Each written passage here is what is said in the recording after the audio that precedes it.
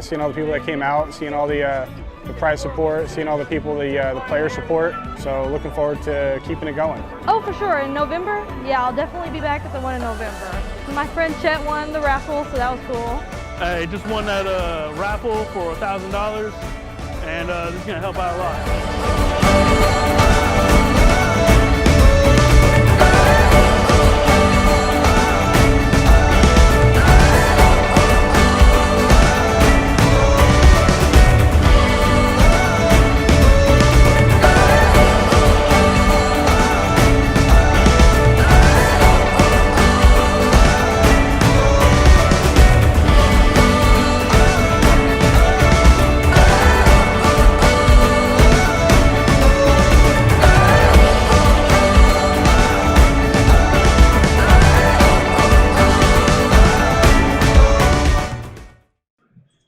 Back. It is finally time for the finals. Lots of finals.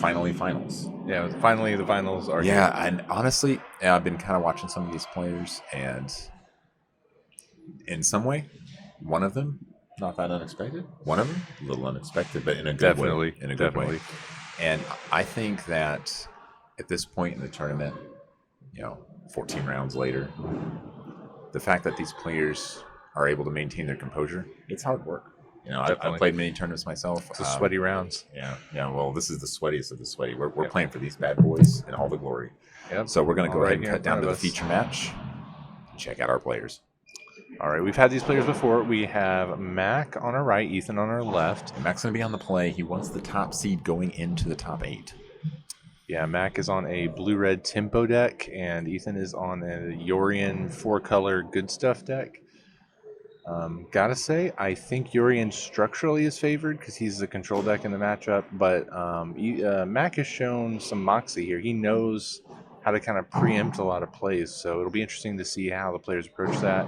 Nothing too crazy from Mac starting off with a sleight of hand. Good to just, improve. It's kind of like a mini mulligan when you think about it. You start off with the turn 1 cantrip.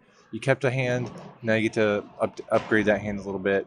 But the Yorion player fetching turn 1, probably going to shock in something. Wouldn't be surprised to see turn 1 Abundant Growth, get a redraw, try to do something, set up his mana. Yeah, Ethan, only going to 19, not wanting to get too low early in the game, but the clear beat down here is Mac, right? And he didn't have a turn 1 creature, so that's he's got to have a little breathing room. It's okay, he's not putting any pressure on me with a rag band or anything. Look at that. He did the turn 1 Abundant Growth. The interesting thing, what we've seen, though, in a lot of Mac's games, his opponents haven't been able to deal with a resolved Murktide regen, but we know Ethan's got Subtlety and Ephemerate, and that's just going to be a beating. He's just going to run out of threats, I think, unless he just gets screwed or has some other problem. Yeah, plenty of answers to Murktide regen in this deck, but it is 80 cards, and there are card selection, but 80 cards is a lot. So, Solitude's the best answer, but he's got to find it. It seems like he doesn't have too much trouble finding it. 80 cards is a lot, but is Yorion worth it? It seems like he thinks so. Yeah, like I was mentioning earlier, for those who maybe didn't hear us, it's only 30% more than a 60-card deck, so every third card is going to have a little bit more variance on it. But when you have cards like Expressive Iteration that let you see 3 cards, that 30% just goes clean away. Yeah, and there are a lot of cantrips, right? This deck just cycles through its cards, and you get more flexibility with these extra slots, so you just play more cards. You can play 4 Fury, 4 Solitude, you don't have to be I got to shave this to be at 60. Looks like he's got double Omnath, so he must be setting up and anticipating a counterspell when it comes out. And just bolt him in the face. Yep, this is clear. He's a beatdown. These lightning bolts are just to get your life total closer to 0. If he taps out here, resolving a... let's say he taps out play a threat, doesn't have a counterspell open. If he can resolve that Omnath, that's going to help him not die fast. Stabilizing getting to the late game is exactly what the Yorion player wants to do. Yeah, definitely. I'm surprised at how quick this deck can pop off its own sort of strategy. You look at the card, you're thinking, this will be like a turn 5 or 6 deck. No, turn 4, it can start playing Yorion. It can start doing crazy stuff with an Omnath. If you just sit there and let it do something and you don't have any interaction, it's just going to value you out of the game. And he draws a third Omnath. That's not super great. Well, at least these Omnaths are good for pitching because they're every color. So, try to find some silver lining in it. But 3 Omnath in your hand. That's still 3 cards in your hand are Well, the magic number I would say is 4, and that's the cards in Mac's graveyard that he may want to use those endurances on. if he can endurance all 4 before he gets to that magic 5th for the delve, it basically just blanks those Murktide Regents in his hand. I'm going to go ahead and check their list here. I have seen them before. I haven't quite memorized them, but I do think they're, since you have 80 cards, there's a lot of flexibility in what you could have. They don't always line up at the right time. Now, one of the things we see, he's going for his snow basics here, so he's going to have Ice Fang Quaddle online now. So that's another thing he's got to worry about. That's another answer to Murktide Regent. It looks like he's going to put he's not Yorion playing in any hand. endurance in his main board, so we're not going to see him do that. Looks like he only has that one in the side, as far as I can tell. But honestly, there's no threat, and there's been no attacks, and we're going into turn 4. Ethan did put the Yorion in his hand, so he's setting up, saying, "Hey, look, this is my big Sky Daddy here." So he's gonna come down and reset a bunch of stuff later. Yeah, Max at 16, Ethan's at 14. Life totals aren't just sitting at 20, but there's no attacking power to put the clock on him. Playing a fast land tap, that Spire Bluff Canal is real sad. That's a lot of respect for Omnath. Yeah. Here comes Omnath. Show me your counterspell. Oh, he knows it's like this ain't happening. But honestly, there's only 3 counterspell in the main board to deal with it. Did he let it resolve? I don't think it. he only has 3 counterspell to deal with it. Or Archmage's Charm. I guess he could be representing that. But the thing to think about here, though, is he's got 3 of these, so he's just going to be spamming Omnaths until it is on the table.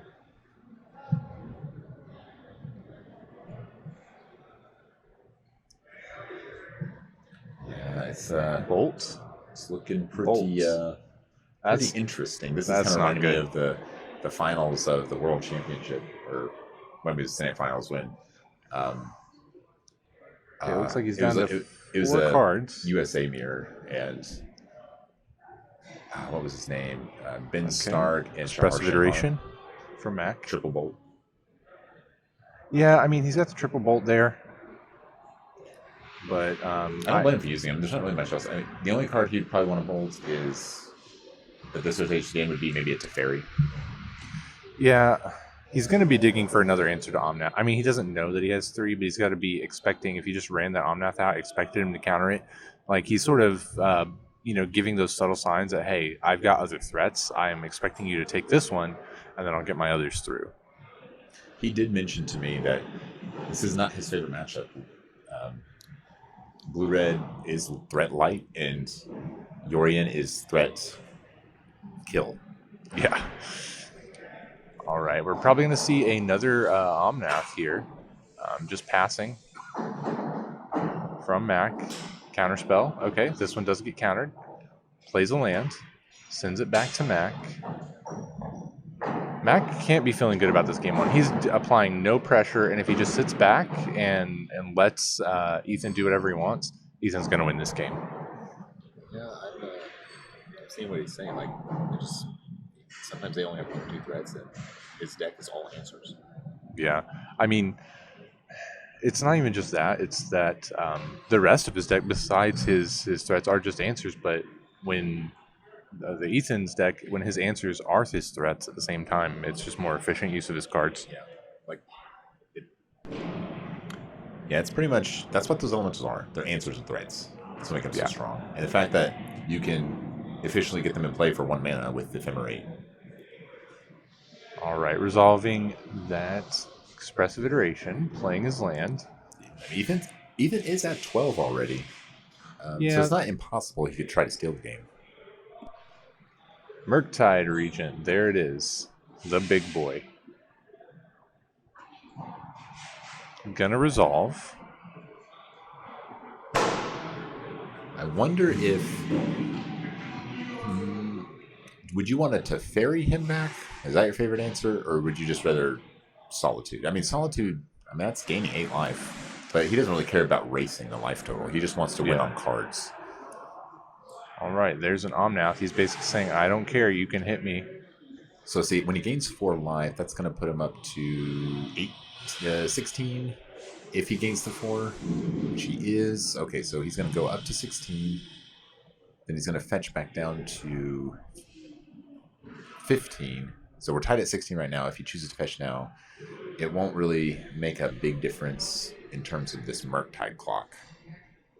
Yeah, but what we could see is fetch into hard-casted Solitude, and that would be a pretty good play from Ethan's side. Let's see, how many cards does Mackie have left? Just 2? I mean, looks like he's got 3 cards he's in got his 3 hand. cards? Okay. Yeah. Okay, maybe it's not just game over, but it's bad.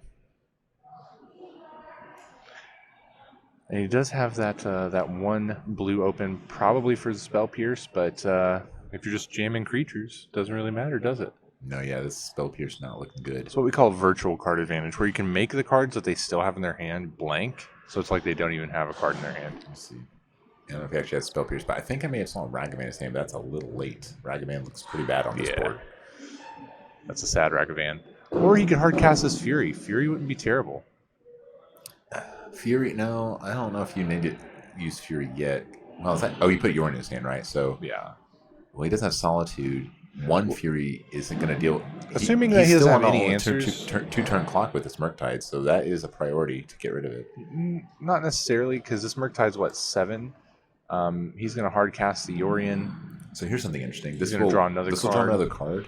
And then he can crack the fetch and gain another 4 life. I wonder, does he gain 4 more? Because it's his second land.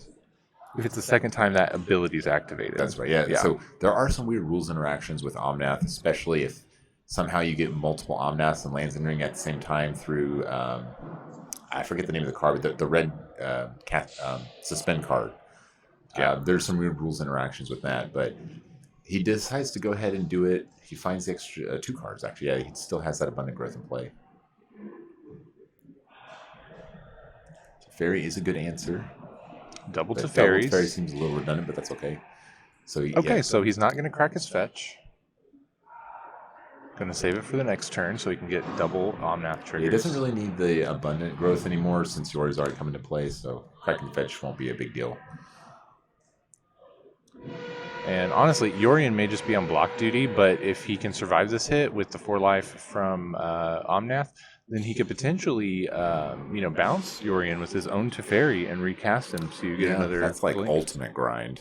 Yeah, if you're doing that. I think he's just trying to do everything he can to find an answer to this Murktide Regent. I thought I saw Solitude in his hand, but I guess he doesn't have it. He can afford to take 1 hit, but this is where that 30% is adding up, and he's got the Fury, but not the Solitude. So let me think. So if he fetches and gains 4, he'll be 18. So I guess that's 3 turns, assuming he doesn't do anything else. No, he'll be at 19 if he fetches. Oh, you're correct. He'll lose a 1. He'll gain the 4. He'll be at 18. He'll take 7, or no, he'll take 8. So I mean, it's a 3-turn clock, just as now, but that's assuming he Yorion can block. Oh, Yorion does have flying. Man, sometimes Yorion's one of those cards, like, this is just me, but it costs 5, but it feels like he costs 6. Or like back when Olivia Voldaren was in Standard, it feels like it's a 5-drop, but it's just a 4-drop. Like, those cards that feel like they should be more, and they're not. That's what makes them so good. Right, we are cracking to draw a card. That's never a good sign. Yeah, no, you got to be feeling good about your life when your opponent is like burning their lands to get more card draws. The fact that he's at 5 lands and sells 3 cards, it's not too bad. Now we did see that Spell Pierce in Max hand, but again, if he just keeps jamming creature answers, not going to be a huge. The fact that Spell Pierce and Force Negation doesn't answer the elementals, it's just so good. And here's another big brain play we could see coming. If he decides not to attack this turn with a second Murktide Regent, if he decides not to attack this turn, and Mac just leaves back his Murktide Regent, he can swing the Yorion, and if he blocks, he can Fury and kill it. Well, let's see. So Mac's at 14, and there's no way there's just no way he's going to die. Well, no, that's not true. If he can get all the abilities, he'll take 4 to the dome from that Omnath. 4, 8, 12. That's still not lethal. So I don't see a good reason not to attack with this massive Murktide Regent. Yeah, that's Let's for see, sure. 9, 10, 11, 12. Jeez. Yeah, he's just chumping at this point. Yeah. So this is pretty scary. He needs to find something. See, this is something I like about this version of a Delver-style deck. It has a really big over-the-top creature that can just close the game out from certain positions that a normal Delver deck wouldn't be able to do.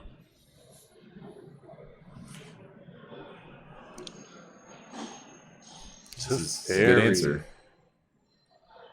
Oh, Spell Pierce. So what's he representing here? Because he has 4 mana. It's like, okay, you're going to have to use that mana up and not do anything else. Well, he's got an uncracked fetch and another fetch in his hand, so he could. Yeah, he just pays the 2. I was trying to think. Bounce is a big one. Is it just that you're making him do it, or I guess it puts another spell in the graveyard to delve? Potentially, yeah, helps him recast but this will help him survive for sure. And I guess he's using spell pierce because it wouldn't do anything else anyway. Right. But now he's locked out of his own counterspells, so that's another thing to keep in mind. So does he attack the Teferi? Hard to say at the moment. It kind of sucks to send 8 damage or 7 damage at Teferi, but so he's shocking in up to 18, down to 16. Yeah, down to 16, and he still has his land for turn. Remember, that was his previous Wooded Foothills he had saved from the last turn. I'm trying to think if I'm Mac and I'm playing this deck and I'm in this situation and I'm like, okay, I need to find these cards. What are those cards? What are my best outs in sequence of cards? I mean, if you're at the point. Oh, and he plays a second Teferi. He just burns the second Teferi. He's like, I don't even care, bro. These draw me a card. So it turns out having an 80 card deck ain't so bad when you're just drawing cards all the time. Yeah, it turns out it's not that bad. Okay, so let's see. We've got attacks with Omnath. It looks like he has an Ephemery in his hand. Down to 10. And so he could bring a Fury in play, but I don't know how good that is. I'm curious why he didn't play a land that turn. It would have given him 4 life, put him to 20, and he could have cracked it on his opponent's turn to gain another 4 life. Maybe he's kind of realizing, hey, I dealt with these Murktides. My life total is not that important anymore. That is fair. He could recast them. He could recast one of them at least, but looks like he's going to play a dashed Ragavan and attack to attack him. Lightning bolt. Lightning bolt. Yeah, for a little bit, I thought that was a Fury there, but it kind of turns out it was good. It wasn't. And it looks like he's scooping up. Yeah, hey, the writing's on the wall at this point. Yeah. All right, well, that's going to be game number 1 for our finalists here. We're going to go ahead and pull up their deck list to get an idea of what their possible sideboards they could be bringing in. So we're going to take a quick break, and we'll be right back.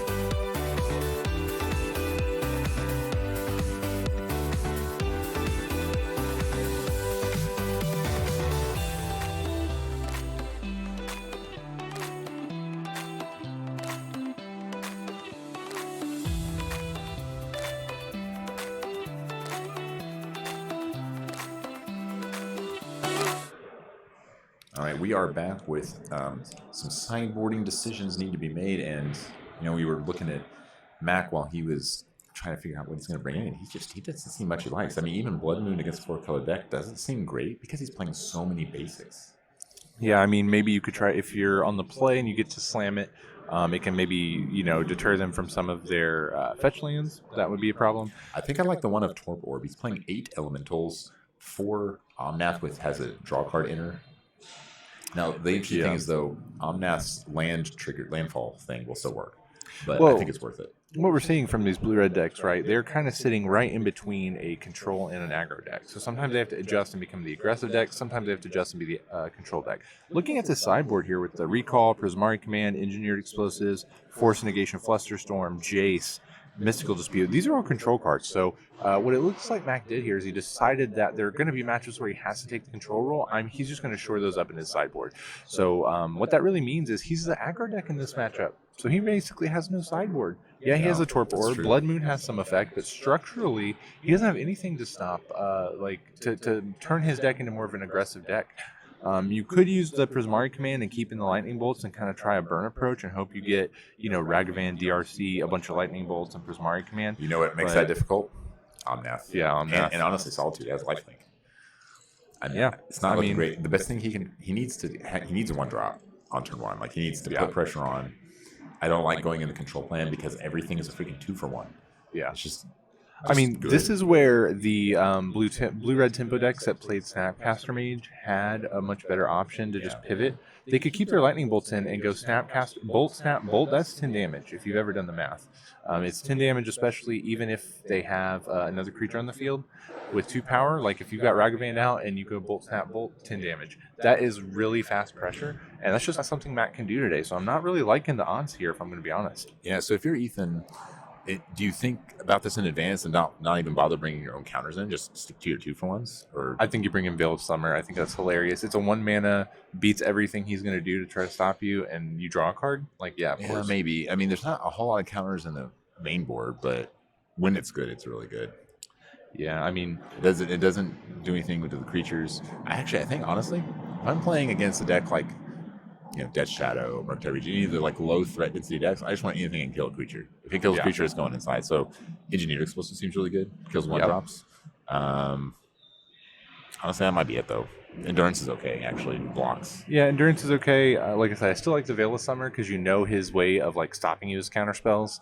But he may be citing some of those out. Like looking at Mac's list, I bet he took out his own Engineered Explosives. He may be dropping the Unholy Heats because, they can pop an Omnath, but how good is that really? It looks like they're about ready to shuffle up and present. I'm wondering if the blue-red can win. Its best odds are on the play, which it will be. And maybe Ragavan into like DRC burn spell. That can drop you to 10 pretty fast. And then if you can drop a 8-powered Murktide Region, they will have trouble answering the little guys and the big guy. That's like your best case scenario. But that's like, I guess, this close to a god draw as you're going to get. Yeah, like I said, just structurally the matchup doesn't really favor Mac's deck because he doesn't have anything in his sideboard that helps him become the aggro deck. And you know what makes that more difficult? Even when you have the best draw and on efficient, 1, 2, 3. Mm-hmm. You know what's good against that? 0 mana answers. Yeah. Like the tempo plus the long game that the Yorion deck can do just is so much. One of the best early plays this Yorion player can do is Elemental Ephemerate, because then you also have a threat. Yeah. It's just, I don't know. I don't see it working out so great. That's really the rock and hard place that you get in when you're playing these tempo decks, because your way to stop that is counterspells, but counterspells make you bad in the long game, and there's not really a good right answer. Like I said, he just has to basically draw all of his. Looks like Max mulliganing. This is not a spot you want to be in. Yeah, he's already going to have trouble keeping up on cards. Looks like we got Double Solitude in Ethan's hand. Oh, jeez. So he's good against the best possible, the way he would lose, he's good. Yeah. There's no good way to stop that. Well, actually, looking at it, I don't know if I see 2 other white cards in his hand, so he's got to hope he top decks white cards. Yeah, but just having the 1 Solitude is like, okay, I can breathe. Yeah, I can just step back. I can develop my board, not worried about leaving mana open. Yeah, it looks like there's a lot of lands. Now, what he could do, here's a spicy play. He could just put Yorion in his hand to be a pitch card for the Solitude if he needs it. I think he brought in Mystical Dispute, so that's a lot of respect for Murktide Region, which is fair, but it also can counter back on counters. There's not that many counters out of this red deck.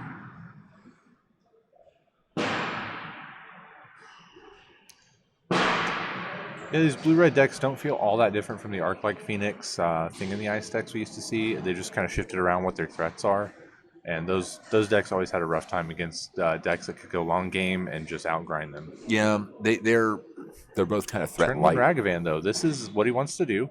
But respect. He's pitching Solitude to Solitude. He's like, this is how I lose, so I'm not going to let it happen. That's a lot of respect. He might have a Wrenn and 6 in his hand. No, wait. There's almost no way he has Wrenn and 6 because he would not have done that if he had Wrenn and 6. Looks like Mac missed his second land drop. This game could be over real quick. Yeah. I don't think he found it. Oh, he did. Okay, that's good. Looks like he found his land. That's good. Second. Right, so just setting up. I mean, it's not as good as a creature, but at least he's doing something. Oh no. He's going to dispute it. He sees him that he almost missed the second land drop, and then he's sleight of handing again. 3 cards left in hand. This tells his opponent, I'm looking for something. I don't really have what I never want. mind. But then he gets the Triumph instead. He's not going to dispute it. He's just like, I'll just get my tap land. You can have your cantrip.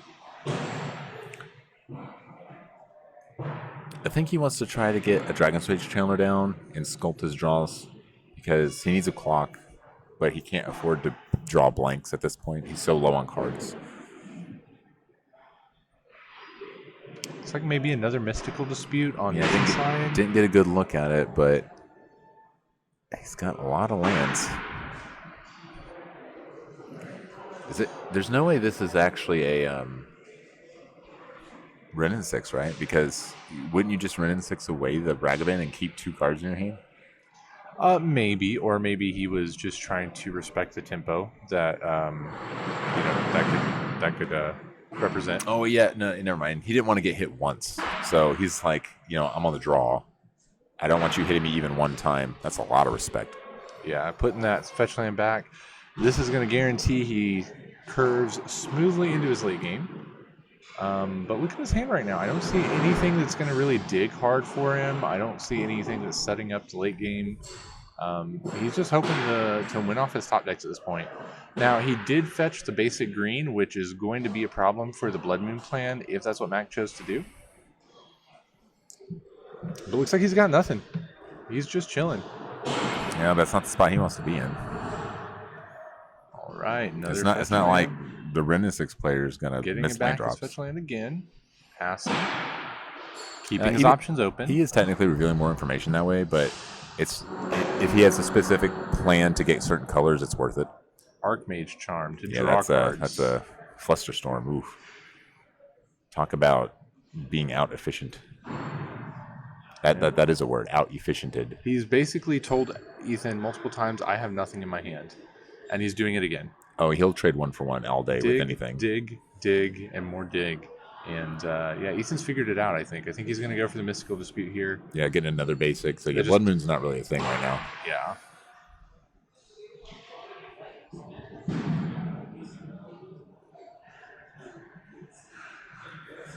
He'll trade 1-for-1 anything he can do at this point. It's like, I'm just going to run you out of cards. Oh, there's a Fury. So Yorion to hand. It's like, yeah, I'll take a turn off. Play land. Tapped. Plus, this would be a good time back. to land Murktide, though. This value engine is just working for him right now. Does he have Teferi in his hand? I didn't get a good look.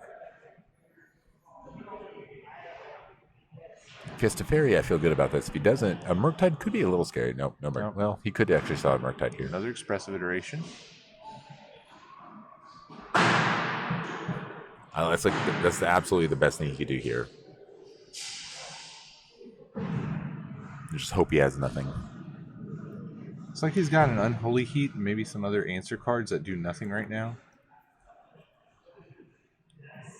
Yeah, Unholy Heat's not what you want to see. I mean, it can take out Renin 6. Actually, we may be getting an ultimate from Renin 6 here pretty soon, and that's going to be almost all she needed to write. A value deck getting to get more value out of its value. Yo, dog, I heard you like value. Well, I'm not, just even though it's a little early to tell, I'm not feeling very good about blue-red in this matchup. For sure. And this is all about the sideboards here. Like I was mentioning earlier, there's really nothing he could have sideboarded in against a deck this hard and this much of a late-game deck. This was one of those things where he kind of lost this before he even played the game. Yeah, I talked to him, and he knew that blue-red had a somewhat soft matchup to blue-white, and since blue-red's one of the more popular decks, there was going to be a lot of blue-white, and he was right in making that call. So he stacked his sideboard to try to beat blue-white, but it doesn't work the same against this Yorion deck because everything is a 2-for-1. Yeah. Blood Moon's pretty good against blue-white. Not like the best, but it's not good at all. This deck plays way too many basics. He almost certainly brought in his Jace. Emrakul. Torp Orb's good, but he can't afford to let this resolve. That's going to turn off a lot of his answers. So he has that Emrakul in his hand. So he brought in Emrakul, which is actually not bad. He said he brings it in against control decks, but when you know your opponent has a lot of really specific spells that are answer spells, being able to just like use their stuff on their own stuff, always good. Yeah, and it's a cast trigger, so counter spells do not stop it. All right, he's hard casting the Fury. That is a clock. Fury has a double strike, so that's 6 power. That is a 4-turn clock. Yeah, I don't think he has Delirium yet. I see Sorcery Instant. Yeah, he's got Sorcery Instant. He can easily fetch to get land.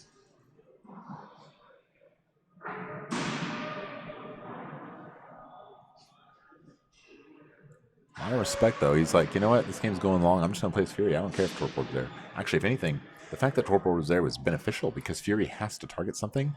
And it being the only target, it wouldn't be castable on the Spore stage. He's like, hey, I'm just going to play my Double Striker.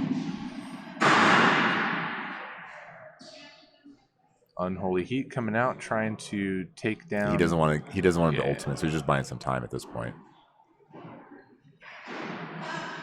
2 cards in the I think he has a Murktide. I guess not. A big Murktide could at least block the Fury Another for Fury. a couple turns, but I guess you just play it, right? He has another Fury. Yeah, he's just like, I'm just going to attack you. You're not doing anything. okay, that makes it a 2-turn clock. Yeah, Ethan's sitting at 15, Mac's only at 14, so not quite a 1-turn clock. But if he can somehow, I don't think he has any burn. Double check. That one of Torpor Orb coming through though. A lot of his value. Oh, is he does from have near the Lightning Bolt. battlefield. If he can find a Lightning Bolt, he'll win. So counterspelling the Fury. Yeah, he's like, that's just too much power.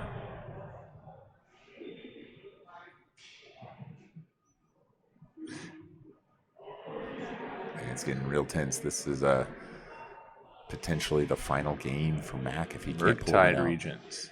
It's the clock he needs, but it's going to.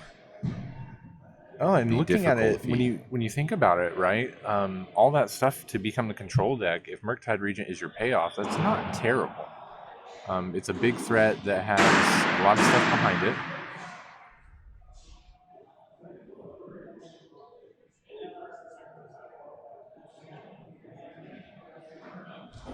So we're looking at a 7/7 Murktide. I think that's what he's trying to decide. He can make it an 8/8, right? But he wants Delirium, so he's trying to decide.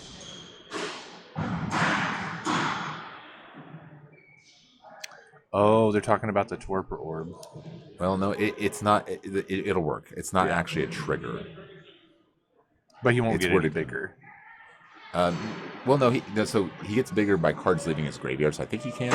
But it's worded kind of strangely. It will work. I hope they get that ruling right.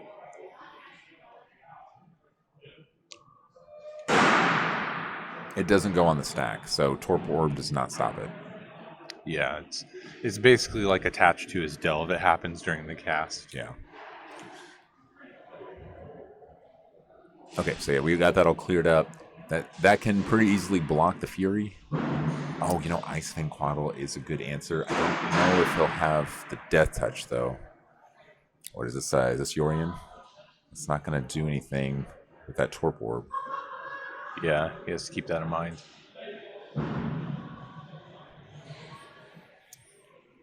Oh, by countering the Fury, that gets him a little bit closer to the Miracle. Yeah, I'm trying to think. At this point, I think that's what he's trying to cast. But what's he going to do? No, we just played Yorion. Cast Yorion. He's on chump block duty for a turn until he can get more. He needs one more.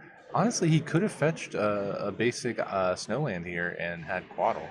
So that's probably what he's thinking. He's going to try to bait him into thinking that's very this clever. is a chump block.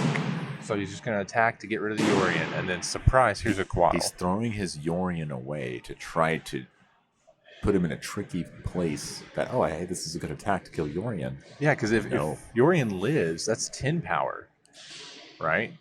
And Mac's only at 14. He's at 13 now. He's fetching. Getting a basic islands. Man, if he's bluffing and gets him with the Quaddle here, that is a big brain play. Like, part of me wants to see it happen, but the other part of me is like, man, that would really be a blowout. All right, playing another Murktide Regent.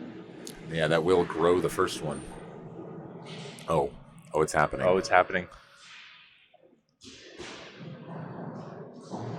And that 4/4 Murktide can't even block Yorion. Yorion's a 4/5.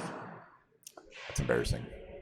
This is really embarrassing. No, Mac's playing his heart out. He's doing the best he can. It's a rough matchup. No, I mean, I don't blame Mac. I mean, he's making the right decisions. It's just not working out for him.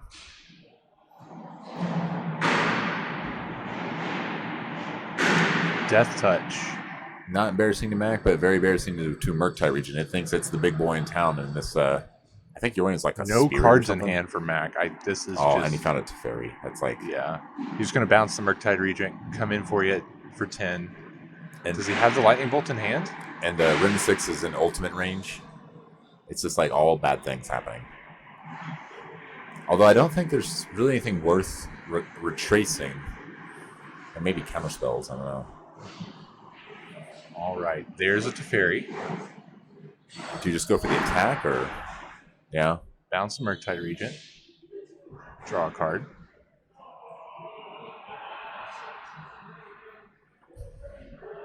He's going to play Prismatic Ending on the Torpor Orb. So flexible. Attack for 10. 10, that's going to put him down to 3.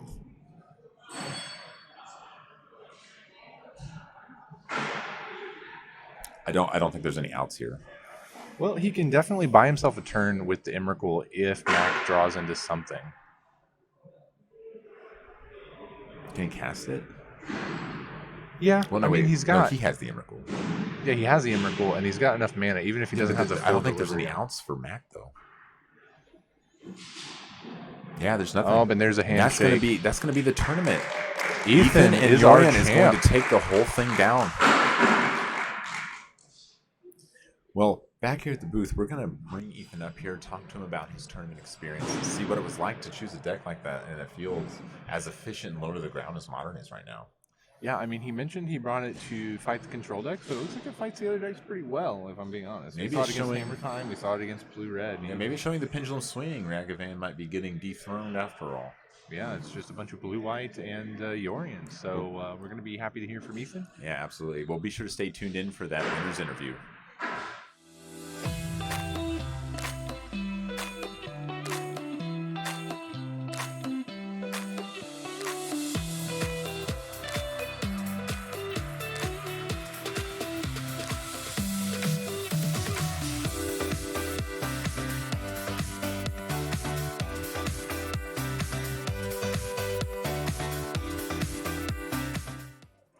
I am here with the winner of the 20k Modern Tournament at the Pro Support Accessories TCG Weekend. Congratulations, Thank you. Ethan. I have a little something for you. It's quite pretty. Wish I had one myself, but very well earned. You know, I thought we were playing Modern today, not Commander. Oh yeah, no, I decided to sign up an 80 card deck, and dang, this thing's heavy. You have an 80 card and a Commander. So you're in an interesting choice. You're not. For a long time, Modern has been low to the ground, Ragavan, one drops. And you're just like, I'm going to go way over all that. I don't care what you're doing, Ragavan. I've got Fury. I got Fury. So, what do you think about this kind of tournament? We have everything else going on. Oh, just as far as like I expected a lot of control, so I just wanted to go above the actual control decks. So I chose Yorion just because it has a better late game than the actual control decks, and hope to dodge like the aggro decks, basically like Burn and Escape Ship. Yeah, and actually I saw a decent amount of that, so it worked out pretty well. Yeah, no, definitely it did work out. Really so well. We already teched your deck. You gave us an insight of like why you chose these cards and this quantity and these sideboard cards especially. I saw you bring in Emrakul against the blue-red deck, and we were looking at his sideboard, and he really stacked against control because he knew that it was a soft matchup for him and that he would play this a lot. But it doesn't really translate to your deck as well because even though you are the control role, everything's a 2-for-1 in your deck. Yes. So with that in mind, you knew he was the beatdown. So what led you to want to bring in the Emrakul in that matchup? So I just brought in the Emrakul just because I just thought of Blood Moon. I saw that he has 3 the previous game when he played Jun, so I was just like play through the Blood Moon. I was like, oh, my fetch lands will be turned off, so hopefully I'll get to like 9 mana, and then I just have my graveyard and just cast an Emrakul to take his turn. Yeah, and I gotta say, my favorite play. You were, I don't know how many levels you were deep, but you played a blank Yorion into his Torpor to bait an attack from his Murktide Regent, so you could flash in your Icewind Quaddle and take it out. Yes. And we were calling that. We're like, oh, please do that. Please do that. It was so awesome. No, definitely. That was like the best play there. I was like, if he just attacks into it, thinks I have nothing, it's just game over. Yeah, he was so low on cards at that point. Yeah. And he's so threat light that if he loses that, his massive Yorion, multi-regent, it's just over. It was definitely. And I think Torp Orb, it's not like lights out against you, it's like good, but Good, yeah. he just didn't have anything else to bring in. We were looking at the sideboard, it's like he can't afford to just be holding up mana for counterspells. Yeah, definitely. So it was mostly counterspells. So I guess he probably like brought that and Jace, and like that's it. Yeah, that Jace, Torpor, Blood Maybe Moons. Blood Moon. I don't know. Like he had a lot of basics. No, I know. It's battle on the usually- draw too, so Definitely. maybe take it out if he happens to win one game. But Definitely. No, I do fetch for my basics a lot, just because as far as playing the deck, I was like, oh, I just need to get my basics out just so that I can activate my Koados. yeah, for sure. And then just there, I knew he didn't see that I had already 2, and I could get the 3rd one, and it just blew him out. I won me the game. All right. Well, there's another one is in March. I hope to maybe see you there. And that is going to be it for our Modern 20K. Be sure to tune in to our next one. I think it's going to be around weekend of March 19th and 20th. So be sure to look out for that. We hope to see you there.